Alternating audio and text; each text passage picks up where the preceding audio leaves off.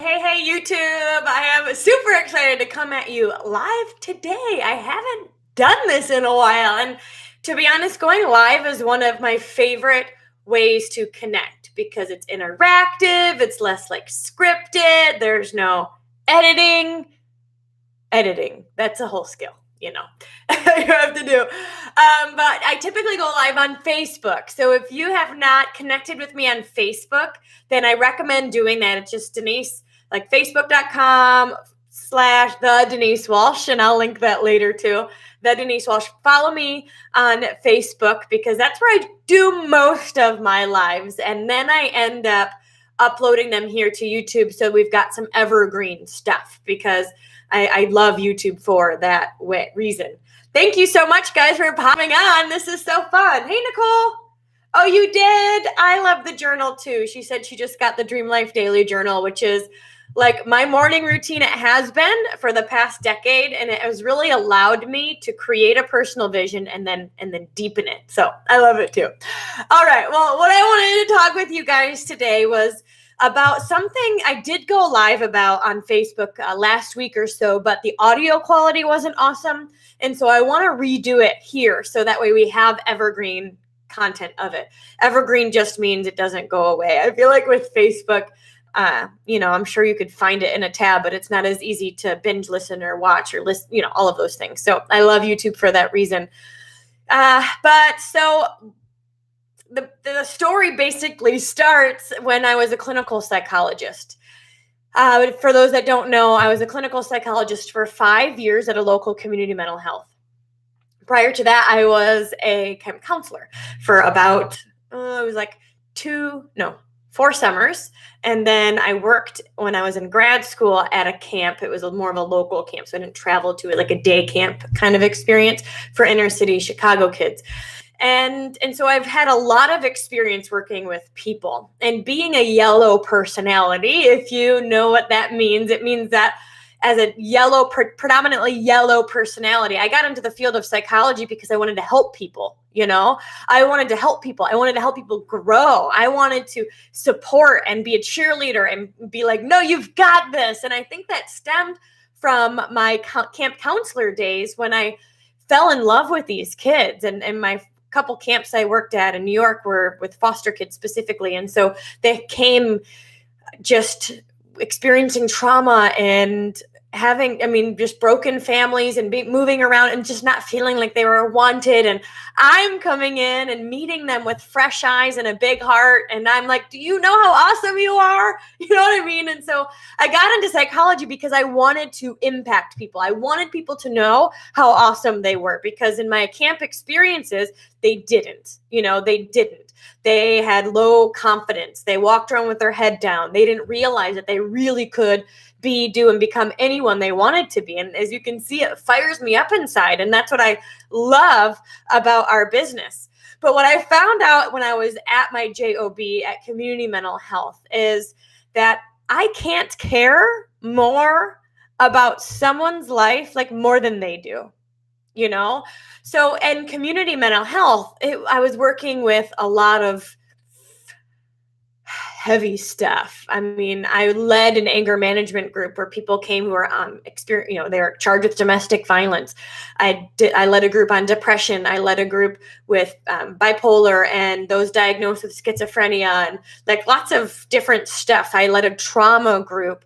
There was family dynamic issues. I had parents fighting in my office. I had 2 moms pass away while I was working with their child. It was just like there was some hard stuff. And I remember specifically there was, I had been lied to. So I'm the counselor, right? I was the counselor and I had been lied to. And someone lied to me basically and told me something that wasn't true. And I believed her. And I remember driving home from work that day. And I thought to myself, okay, you lying about this situation. I think it was a teenager. So I'm like, it probably wasn't even that big of a deal, but her lying is on her. That doesn't impact my life. Like I'm going home And I have a solid relationship, a healthy relationship. I have supportive friends. I live in a safe place. I don't need to carry her stuff home with me. Her lying about whatever it was is on her. In fact, one of my bosses in her office had this sign. She had been there forever, like 20, 25 years or something. And the sign in her office said, "Your crisis is not my crisis." I'm going to say that one more time. Give me a comment below if you have ever been in the helping profession and you know the weight of some of the experiences that we can put on ourselves. And so my boss said, "Your crisis is not my crisis." And as harsh as that may sound, especially if you're a yellow personality like I was, and you're like off to change the world, and I put all of this pressure on myself to really help people, and I felt like they were coming to me because they thought I could help them, and it was my job to make their life better, and it was my job to make the relationship smoother, and it was my job to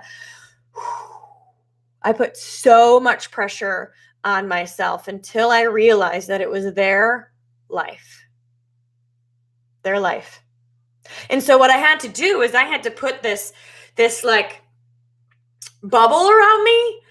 I did. I had to put this bubble around me that basically just said, "I love you. I do. I care for you. I want you to have the best life possible. But you having your best life is on you. It's on you. I can't care more about your life than you do." Can I get an amen? Post amen in the comments if you resonate with what I'm saying. If you've ever felt like you are dragging someone along, that's not our job. So in this circle, I can love. I can overflow with love. I can absolutely care. I can like teach and train and guide and pour and cast belief and all of these things, right? But at the end of the day, I take 100% responsibility for my life, which means I let you take 100% responsibility for yours. This circle, this bubble, it's like a prayer circle around me, holds my space. And then that means I can care about you, but I'm not going to let your junk, your stuff, your emotions, your drama in my space. I'm just not. It kind of like bounces off. It just does. It's a skill I've really had to learn. And my friend one time said that he takes the problems of the world or his friends or the drama that's going on, and he takes it in and he lets it go. And I thought, be a rubber ball. Be a rubber ball. Do not even let it, don't even let it into your space. Protect yourself emotionally, because your crisis is not my crisis. I can't care more about your life than you do. So my life is on me, yeah, and your life is on you. And I can tell you, when I learned this skill, I had the emotional freedom that I had, because I knew that I could only be 100% responsible for my thoughts, my feelings, my actions, my relationships, my life. I don't have that much power to control or impact someone else's. That's on them. So if you're yellow, if you've been in the helping profession, I'm sure that you've had to learn this skill as well, where we can be so encompassed, circled, I don't know what the word is, with our circle, that I can overflow, I can love because I'm taking care of me. But at the end of the day, your crisis is not my crisis, and you are 100% responsible for you and your life. And I have to let you be. Because when you take ownership, you take responsibility, you get your weight under control, you find drama-free friends, you heal your relationships, you get a new job that you've been waiting for and you've been working hard for. When you do those things for you, guess what? You feel awesome.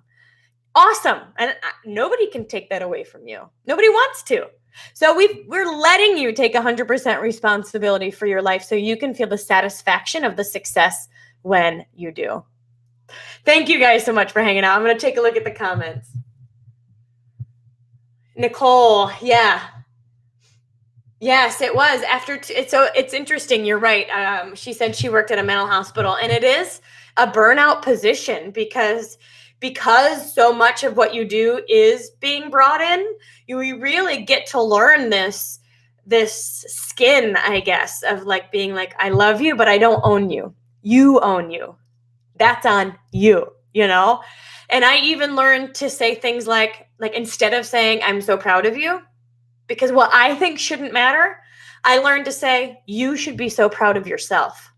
Because my goal is to build their inner strength to a point where they own themselves 100%. And they're not letting emotions and situations like pull them in all these different directions. So it's, and to be honest, Nicole, people ask me all the time, do you still use your degree? And I'm like, yeah. Yeah. So if you're a yellow, if you're a helping professional, if you're a service-led person, I absolutely use my degree in working with people all day long. And yeah, for sure. But it's with people who really want change in a situation that absolutely can change them. Amen. Amen, sister. Amen. It can absolutely be so draining. It can. But what I love about what we do now is like I just mentioned, we're working with people that want change in a situation that can change them. But even still, I have to have boundaries, emotional boundaries, where I say, I love you. I want what's best for you, but it's on you. You know, like I can pave a way. I can control my own personal vision. I'm continuing to learn and grow and overflow. And I'm excited about where I'm headed. And I hope that by me doing that, it spills over and teaches you skills and you can take what resonates with you and do it yourself for you. But when you do it yourself, you get the credit, not me, you know, because you did it. It's like I can't be responsible if someone doesn't call me back. I can't be responsible. I can't blame myself if someone doesn't join the team Zoom that we do every week. I can't be responsible if they're not calling me back or emailing me back or texting me back, or, you know, I can only do what I can do and I can't take on the burden of everybody else. So once I let that go, oh man, I was free to run. I was free to run because I knew where I was going and I knew that was my only job. And if you want to come, sweet. But my job isn't to drag you along, right? My job is to empower you to find your own inner strength and your own personal power so you can be proud of yourself too. My crisis is not your crisis. That wasn't what the thing said though. The sign said your crisis is not my crisis. Both are true. Both are true. But, ooh, Odette says, gotta love from a distance. Yes. Yeah. Loving with boundaries is A-okay. For sure. For sure. Yes. I think so many people go into healthcare teaching because they really have a servant's heart. And that's an amazing, amazing thing. And the boundaries with that allow us to serve freely, because we know that we're not letting all of that negativity or any of, you know, like we're empowering ourselves and we're empowering them. So good. So next time you're working with someone, instead of saying, I'm so proud of you, say, you should be so proud of yourself. Or are you proud of yourself?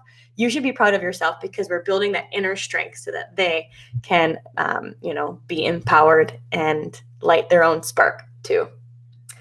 Oh, Karina has a question. Yes. So Karina, this is what I've learned about, she's saying it's so tough when distributors don't respond and fall off the radar. And so what I have learned in that vein is to keep working and run, and they'll know where I am when they're ready. I really do think that within the first 4 to 6 weeks, you'll know if someone's going to actually try, because they call you back and they don't fall off the radar. You certainly can have a come to Jesus call with them, like, hey, do you really want to learn how to do this? Because I can teach you, but I don't spend too much time stalking, because if it feels hard, it's the wrong person. So keep going, keep recruiting, keep talking, and the right people will come into your path. Hey, Eve. Yeah. Okay. Well, I'm going to head out. Thanks for hanging out with me live on YouTube. I love YouTube. It's my new favorite medium. I'm still podcasting so I can connect with others, just the Dreamcast, but I'm uploading more consistently on YouTube too because video is my favorite. So thanks for hanging out with me, you guys, and I will see you in the next one. Bye.